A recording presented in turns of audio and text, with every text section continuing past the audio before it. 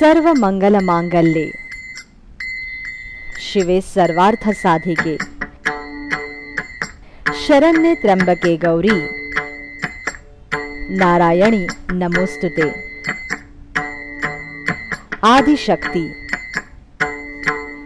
जगत जननी शक्ती स्वरूपिणी आई जगदंबेच्या आगमनाची वेळ झाली आहे। 9 दिवस आणि 9 रात्रींसाठी देवी माता आपल्या घरात विराजमान होणार आहे। देवीच्या 9 रूपांची या 9 दिवसात पूजा अर्चना केली जाते।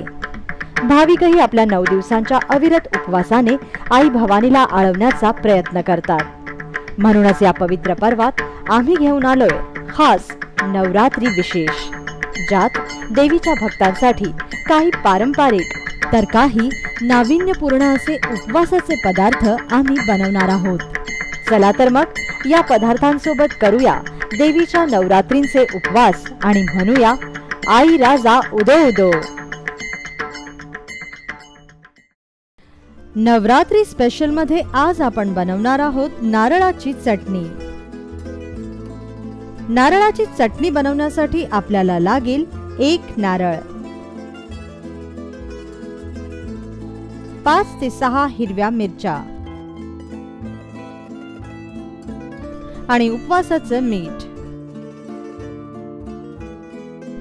प्रथम नारळाच्या सळ्या चिरून घ्या।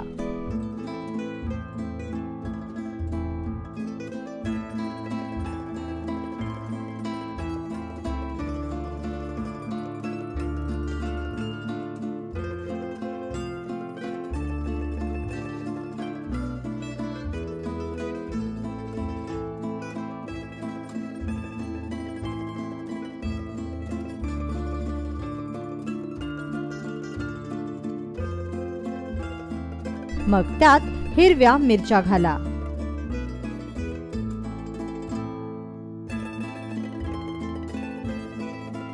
आणि सर्वात शेवटी चवीपुरतं सेंद्रिय मीठ किंवा उपवासाचं मीठ घालून हे मिश्रण मिक्सर मध्ये चांगलं वाटून घ्या। तयार झाली तुमची झटपट अशी उपवासाची नारळाची चटणी। ही चटणी तुम्ही फराळी पॅटीस किंवा साबुदाणा वड्यांसोबत सर्व करा।